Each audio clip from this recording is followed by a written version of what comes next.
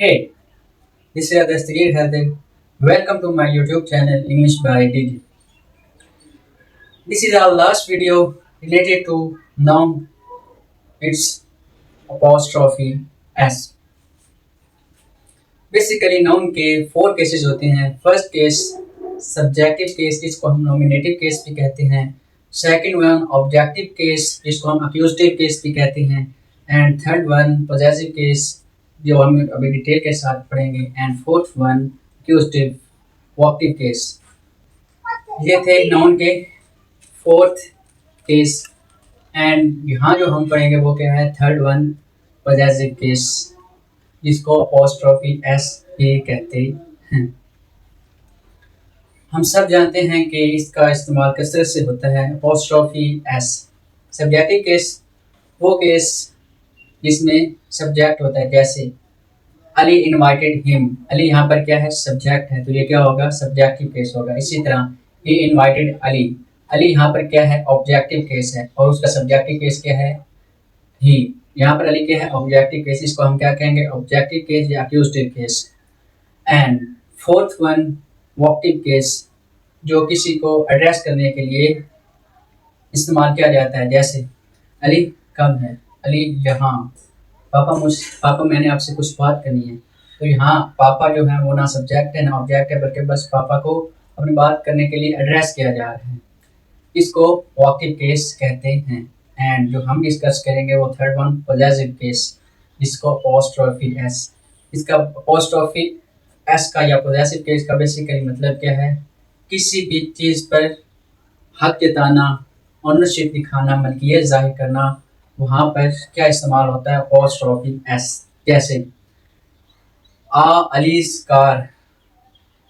ये किसकी कार है, अली की कार है. अगर हम इसको उर्दू में भी देखें तो की का किसको जाहिर करता है, मलकियत को जाहिर करता है, ऑनरशिप को जाहिर करता है, एंड हक जताने को भी रिप्रेजेंट करता है. आइए कुछ एग्जांपल के साथ इस चीज़ को देखते हैं कि अपोस्ट्रोफी एस कहाँ इस्तेमाल होते हैं. Drop some example. Very first example, the boy's car. ये उस लड़के की कार है. यहाँ पर क्या दिखाया जा रहा है, लड़के का पोजेशन दिखाया जा रहा है, ऑनरशिप दिखाई जा रही है, हक दिखाया जा रहा है, जो उस इस लड़के का किस पर हक है, इस गाड़ी पर.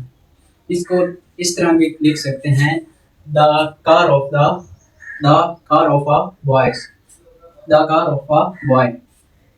आगे द गर्ल्स हॉस्टल. अब ये गर्ल्स हॉस्टल है, ये लड़कियों का हॉस्टल है, द गर्ल्स हॉस्टल. यहाँ पर गर्ल्स का क्या दिखाया जा रहा है, इस हॉस्टल पर ओनरशिप दिखाई जा रही है, हक दिखाया जा रहा है. द गर्ल्स हॉस्टल ये लड़कियों का हॉस्टल है, या the hostel of a girl. इसी तरह द अलीज हाउस, ये अली का घर है.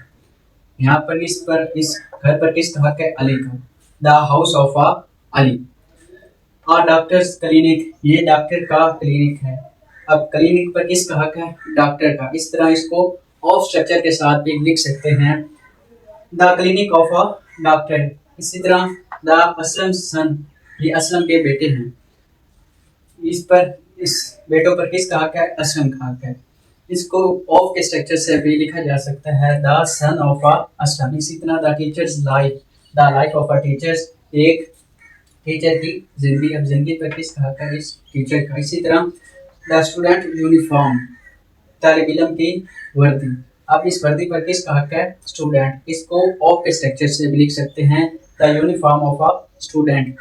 ये थी बेसिक एग्जांपल. इसमें मैंने आपको बताया कि जब भी हम किसी चीज़ पर किसी भी चीज़ का हक दिखाते हैं, ओनरशिप दिखाते हैं, वहाँ पर अपोस्ट्रोफी का इस्तेमाल किया जाता है. जैसे द बॉयज कार, कार पर किसका हक है, उस लड़के का. द गर्ल्स हॉस्टल, हॉस्टल पर किसका हक है, उन लड़कियों का. जिस चीज़ पर हम ओनरशिप दिखाते हैं, हक दिखाते हैं, मलकियत जाहिर करते हैं, वहाँ पर क्या लगाया जाता है, अपोस्ट्रोफी एस.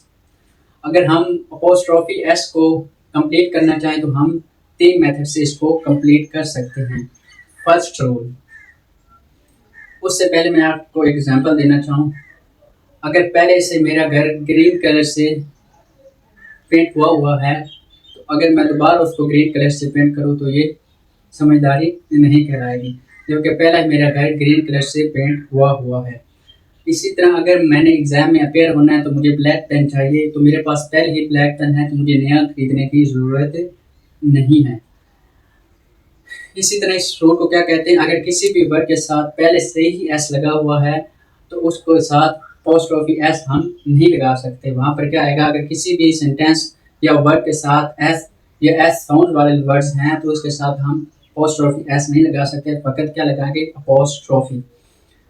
सेकंड रूल, फ़कत इंसानों का किसी दूसरी चीज़ पर हक हो सकता है, किसी नॉन लिविंग थिंग का किसी नॉन लिविंग थिंग पर हक नहीं होता। अब फॉर एग्जांपल ये पेन है और इसकी ये कैप है, इस कैप का इस पेन पर कोई हक नहीं, मैं इसको चेंज भी कर सकता हूँ, किसी और कलर का कैप इस पेन पर डाल सकता हूँ। अगर कोई बेंच है उसकी वो लेग है तो लेग चेंज भी की जा सकती है, उस लेग का उस बेंच पर कोई हक नहीं है। किसी भी नॉन लिविंग थिंग का किसी दूसरी नॉन लिविंग थिंग पर कोई हक नहीं है। हक फ़कत ऑनरशिप किसके साथ है, फ़कत इंसानों को ऑनरशिप दी गई। अपोस्ट्रोफी फ़कत इंसानों के साथ लगाई जा सकती है। अपोस्ट्रोफी लगाने का हक फ़कत किसके साथ है, इंसानों के साथ, किसी भी नॉन लिविंग थिंग के साथ अपोस्ट्रोफी नहीं लगाई जा सकती। थर्ड रूल, अगर बहुत से 4-5 लोगों का एक ही चीज़ पर हक है तो जो लास्ट पे आएगा उसके साथ हम अपोस्ट्रोफी एस लगाकर उस सेंटेंस को कंप्लीट कर सकते हैं, ना कि ये 4-5 लोगों के साथ हम अलग-अलग अपोस्ट्रोफी लगाएं। For example, Kashif, Ali and Zuhaib was son of the Aslam. अब उनका बेटा क्या है, वालिद का एक है, हम अलग-अलग उनके साथ अपोस्ट्रोफी एस नहीं लगा सकते। जब बहुत सी चीज़ों का एक कॉमन चीज़ पर हक है तो अपोस्ट्रोफी जो लास्ट पे आएगा उसके साथ लगेगी, सब के साथ नहीं लगेगी। एक और रूल जो मैं एडवांस पार्ट में पढ़ाऊँगा, so let's start it. First rule को देखते हैं एक एग्जांपल के साथ। जैसा कि मैंने आपको बताया कि अगर मेरा घर पहले से ग्रीन कलर से पेंट है तो मुझे दोबारा ग्रीन कलर से पेंट करवाने की नीड नहीं है। अगर मुझे एग्ज़ाम के में अपेयर होने के लिए ब्लैक पेन चाहिए तो मेरे पास पहले से ही ब्लैक पेन है तो मुझे न्यू खरीदने की ज़रूरत नहीं है। This is the same formulation, अगर किसी भी वर्ड के साथ पहले से ही एस लगा हुआ है तो हमें वहाँ पर अपोस्ट्रोफी एस लगाने की ज़रूरत नहीं है, बल्कि फ़कत क्या आएगा, अपोस्ट्रोफी आएगा, एस नहीं आएगा। इसलिए सम एग्जांपल मैंने वाइट बोर्ड पर ड्रॉप्स किए हैं, देखते हैं। Very first example, this is the boys car. जब बॉयज़ के साथ पहले से ही एस मौजूद है तो शायद हमें यहाँ नीड ना हो एस लगाने की, फ़कत हम अपोस्ट्रोफी लगाकर ही काम चला सकते हैं। This is the boys car, ये उन लड़कों की गाड़ी है। शायद बहुत से लड़के हैं, बहुत से लड़कों का हक इस गाड़ी पर है। She lives in girls hostel, शायद यहाँ एस पहले से मौजूद है तो वहाँ पर मज़ीद एस लगाने की ज़रूरत नहीं है, फ़कत अपोस्ट्रोफी से काम चलाया जा सकता है। She lives in girls hostel, वो लड़कियों के हॉस्टल में रहती है। The workers demands have been fulfilled, जो वर्कर थे उनके जो मुतालबात थे वो पूरे हो चुके हैं। तो यहाँ पर क्या आएगा, वर्कर्स के साथ पहले से ही एस मौजूद है तो हमें अपोस्ट्रोफी एस लगाने की ज़रूरत नहीं, फ़कत अपोस्ट्रोफी लगा सकते हैं। तो यहाँ पर क्या होना पड़ेगा, रिमूव होना पड़ेगा। इसी तरह the doctors strike has ended, जो डॉक्टरों की हड़ताल थी वो क्या हो गई, ख़त्म हो गई। तो यहाँ पर डॉक्टर्स के साथ पहले से ही एस मौजूद है तो यहाँ पर एस को रिमूव होना पड़ेगा, फ़कत अपोस्ट्रोफी आएगी। Same formulation, the teacher's life are very difficult, जो अस्ताज़ा की ज़िंदगी होती है वो बहुत ही मुश्किल होती है। तो यहाँ पर जब एस पहले से मौजूद है तो हमें अपोस्ट्रोफी एस एक और एस लगाने की नीड नहीं है, फ़कत क्या आएगा, एस के साथ अपोस्ट्रोफी। ये थी कुछ एग्जांपल के फर्स्ट रूल। अगर किसी भी वर्ड के साथ पहले से ही एस मौजूद है तो हमें अपोस्ट्रोफी एस हम वहाँ पर नहीं लगा सकते, फ़कत क्या आएगा, उस एस के बाद अपोस्ट्रोफी ही आएगी, मज़ीद एस नहीं लगाया जा सकता। सेकंड रूल में पढ़ेंगे कि जैसे मैंने आपको बताया कि फ़कत इंसान किसी दूसरी चीज़ पर हक रखते हैं, नॉन लिविंग थिंग किसी दूसरी नॉन लिविंग थिंग पर हक नहीं रखते। जैसे ये इस पेन का कैप है, ये कैप मैं कभी भी चेंज कर सकता हूँ, इस कैप का इस पेन पर कोई हक नहीं है। इसी तरह जो बेंच की लेग है, लेग का उस बेंच पर कोई हक नहीं है, हम कभी भी उस बेंच की लेग को चेंज करवा सकते हैं। शायद हम किसी भी बेटे को किसी दूसरे बेटे के साथ रिप्लेस नहीं करवा सकते, इसलिए अपोस्ट्रोफी लगाने का हक फ़कत किनको है? इंसानों को है। इसी के साथ जुड़े आए सम एग्जाम्पल देखते हैं कि नॉन लिविंग थिंग अपने साथ अपोस्ट्रोफी नहीं रखती। मैंने आपको बताया कि किसी भी नॉन लिविंग थिंग का किसी दूसरी नॉन लिविंग थिंग पर कोई हक नहीं है, कोई पोजेशन नहीं है, कोई ओनरशिप नहीं है। फ़कत ओनरशिप किसको है? किसको हक हासिल ओनरशिप का? फ़कत और फ़कत इंसानों को। नॉन लिविंग थिंग के साथ हम अपोस्ट्रोफी एस नहीं लगा सकते। इसलिए इससे रिलेटेड कुछ एग्जाम्पल यहाँ पर ड्रॉप किए हैं, देखते हैं। Very first example, the tables deck, the houses roof, the city street, the Windows glass, the glasses bottom. ये सारी की सारी स्टेटमेंट क्या हैं? इनकरेक्ट है, रॉन्ग है, गलत हैं। ये सारी की सारी स्टेटमेंट क्या हैं? गलत है, इनकरेक्ट कहलाएंगी, क्योंकि किसी भी नॉन लिविंग थिंग के साथ किसी भी नॉन लिविंग थिंग का दूसरी नॉन लिविंग थिंग पर कोई हक नहीं है, कोई ओनरशिप नहीं है, कोई पोजेशन नहीं है। इसके साथ अपोस्ट्रोफी एस नहीं आ सकता। और इसका करेक्ट अगर स्ट्रक्चर हम देखें तो इसको हम दूसरे मेथड से लिख सकते हैं, जिस ऑफ लगाकर हम इसको करेक्ट कर सकते हैं। जैसे द टेबल्स लेग ना होकर क्या आएगा? The leg of the table. इसी तरह द हाउसेस रूफ ना होकर क्या आएगा? The roof of the house. इसी तरह द सिटी स्ट्रीट्स ना होकर क्या आएगा? The street of the city. इसी तरह द विंडोज गिलास ना होकर क्या आएगा? द गिलास ऑफ द विंडो। इसी तरह द ग्लासेस बॉटम ना होकर क्या आएगा? The bottom of the glass. इस स्ट्रक्चर के साथ हम इस ऑफ लगाकर इसको लिख सकते हैं। ये एब्सोल्युटली सारी स्टेटमेंट क्या हैं? करेक्ट हैं, और ये क्या हैं? इनकरेक्ट, क्योंकि किसी भी नॉन लिविंग थिंग के साथ अपोस्ट्रोफी एस नहीं आता। फ़कत अपोस्ट्रोफी एस लगाने का हक किसको हासिल है? इंसानों को। नेक्स्ट स्लाइड, जिसमें हम देखेंगे कि ज़रूरी तो नहीं कि नॉन लिविंग थिंग को, जिसको हम नॉन लिविंग थिंग समझते हैं, वही नॉन लिविंग थिंग और उनको उसके साथ अपोस्ट्रोफी एस आना नामुमकिन है। देखिए, इंग्लिश को कभी भी एक धागे में मत पढ़ो। आपने अगर बुक से इंग्लिश को फ्री से पढ़ लिया है तो उसका मतलब ये नहीं कि इंग्लिश फ़कत वहाँ तक ही है। इंग्लिश बहुत ही वाइड है। हम 20-25 साल के और इंग्लिश 1500 साल पुरानी है, इसलिए इंग्लिश को, एक लैंग्वेज को एक धागे में मत पढ़ो। ये ज़रूरी नहीं जिसे आप नॉन लिविंग थिंग समझते हैं वो नॉन लिविंग थिंग हो। जैसे time, weight, length, distance, measurement, इन सब के साथ, इनके साथ जितने भी सेंटेंस आते हैं उनके साथ अपोस्ट्रोफी एस लगा सकते हैं। पर्सोनिफिकेशन है, पर्सोनिफिकेशन या पर्सोनिफाइड मैंने नॉन एंड जेंडर में थोड़ा सा टच किया था। फर्दर एक एक्सप्लेन वीडियो पर्सोनिफिकेशन की बनाऊंगा कि यहाँ पर मैंने आपको बताया था पर्सोनिफिकेशन वो है जिससे हम ये फील करते हैं कि आया किसी को इंसान बोल रहा है, किसी इंसान के बोलने की हमें फील आती है। पर्सोनिफिकेशन सेंटेंस के साथ या वर्ड के साथ अपोस्ट्रोफी एस लग सकता है, जैसा कि time, weight, length, measurement, distance, इनके साथ अपोस्ट्रोफी एस आना पॉसिबल है। इसलिए इसके कुछ एग्जाम्पल हम इसको समझते हैं। जैसा कि मैंने आपको बताया कि ज़रूरी नहीं जिनको आप नॉन लिविंग थिंग समझते हो वो नॉन लिविंग थिंग्स ही हों। टाइम, लेंथ, मेजरमेंट, डिस्टेंस, इन सब के साथ हम अपोस्ट्रोफी एस लगा सकते हैं, क्योंकि यहाँ पर हमको पर्सोनिफिकेशन एक इंसान की तरह कोई भी चीज़ अमल करती नज़र आती है, तो उसके साथ अपोस्ट्रोफी एस लगाना क्या है? जायज़ है। Very first example, the house is at a stones throw from mine. अब ये स्टोन्स के साथ अपोस्ट्रोफी एस, सर आपने तो कहा नॉन लिविंग थिंग के साथ अपोस्ट्रोफी एस नहीं आता। स्टोन तो एक पत्थर है। देखिए यहाँ पर स्टोन से एक पत्थर से नहीं लिया गया, एक फ्रेज है। फ्रेज किसको बोलते हैं उर्दू में? मुहावरे को। अगर आप पूरी सेंटेंस को डीपली पढ़ें तो इसका मतलब आपको समझ आसानी से आ जाएगा। The house is at a stone throw from mine. उसका घर मेरे घर के करीब है, इतना करीब है जितना एक पत्थर फेंकने पर करीब होता है। पत्थर फेंकने से अगर हम पत्थर फेंकें तो कितनी दूर जाएगा, 50 मीटर, 100 मीटर। तो मेरा आपका घर मेरे घर के 50 मीटर दूरी पर है। यहाँ ये क्या है, स्टोन थ्रो, ये क्या एक फ्रेज है, मुहावरा है।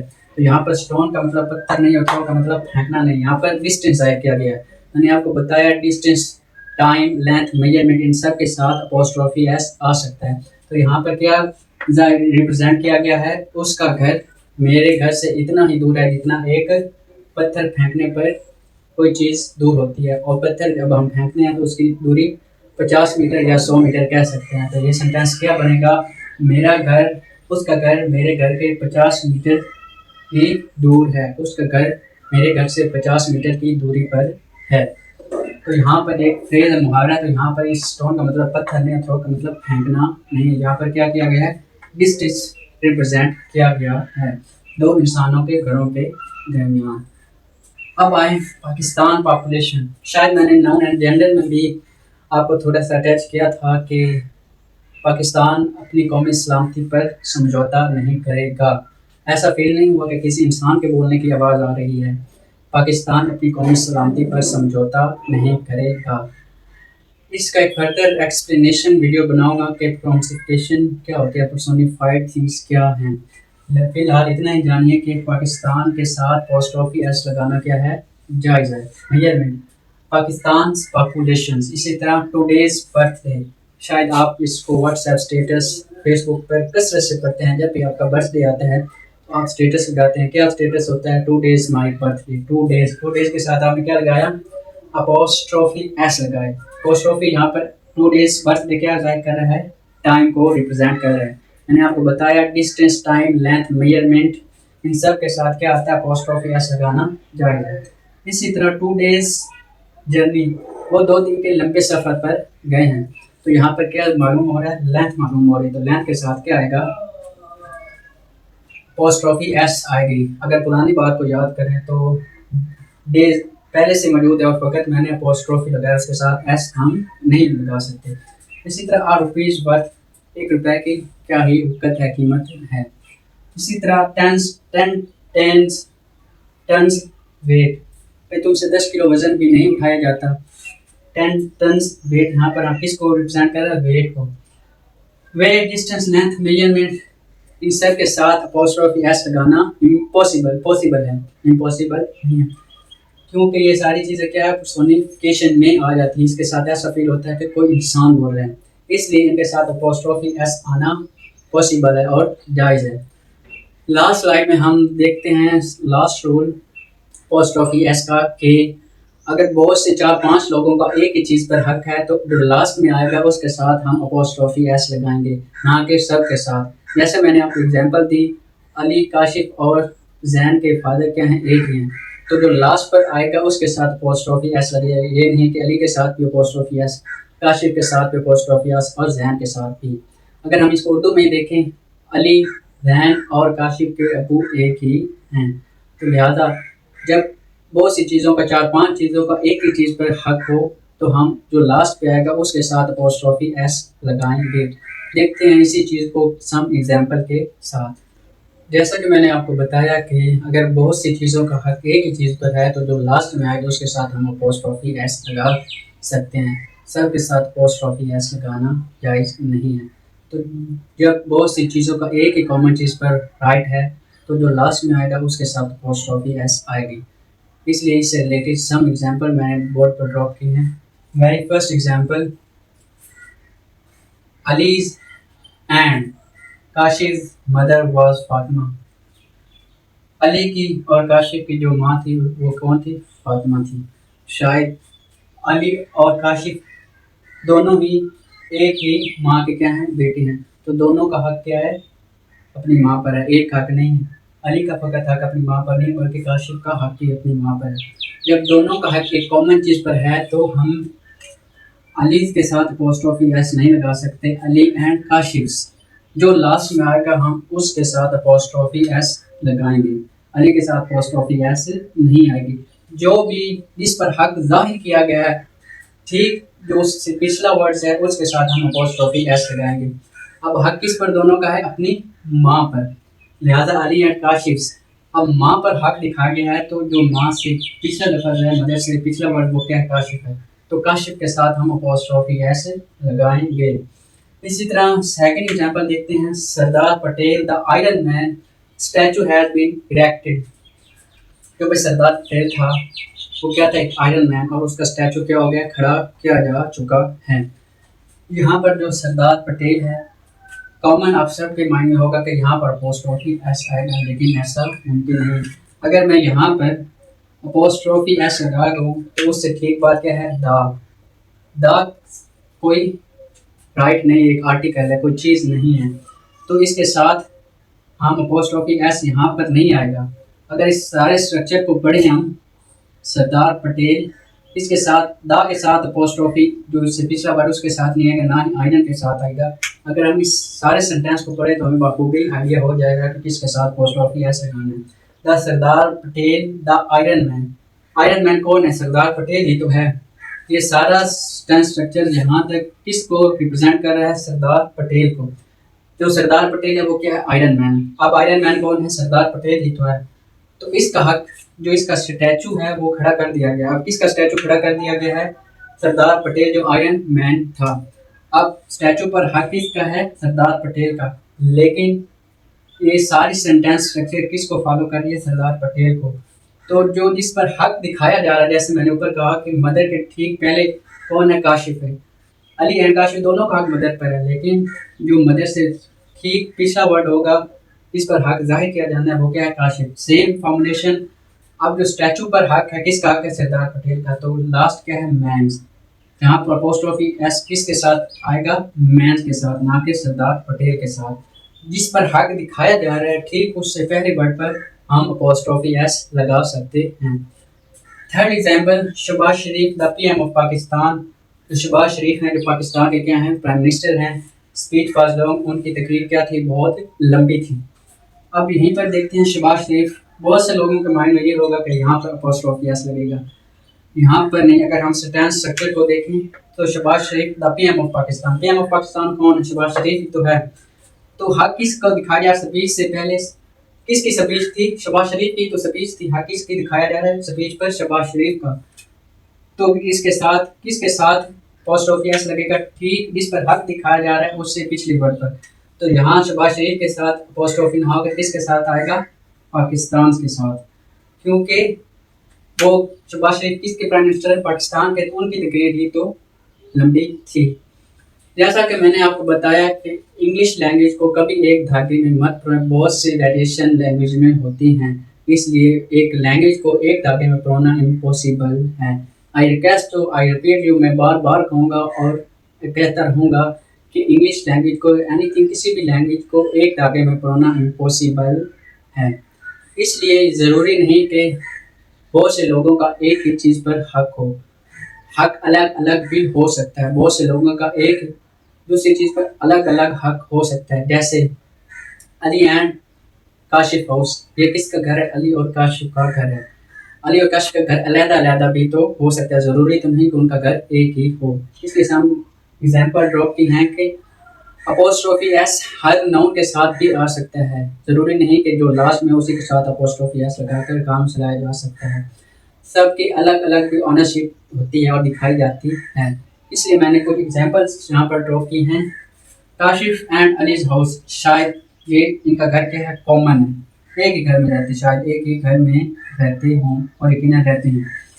काशिफ एंड अलीज हाउस, ये किन का घर है? काशिफ और अली। इस घर पर दोनों का हक है, इसलिए कॉमन है। एक कॉमन चीज़ पर दोनों का हक है। ज़रूरी तो नहीं कि अली और काशिफ एक ही घर में रहते हों, अली कहीं और घर में रहता है और काशिफ किसी और घर में रहता है। तो यहाँ पर हाउस, घर का हक दोनों के साथ अलग अलग आएगा, क्योंकि वो किसी और घर में रहता है और काशिफ किसी और घर में रहता है और अली किसी और घर में रहता है।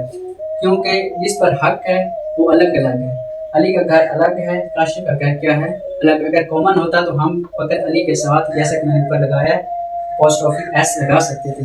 जब हक ऑनरशिप अलग अलग हो तो वहाँ पर जितने भी वर्ड्स उसमें आएंगे उन सब के साथ अपोस्ट्रोफी एस आएगा। लिहाजा काशिफ के साथ भी अपोस्ट्रोफी एस आएगा और अली के साथ भी, क्योंकि जहाँ दोनों एक घर में नहीं रहते, अलग अलग घर में रहते हैं। उनके घर के हैं अलग अलग हैं, एक घर नहीं है।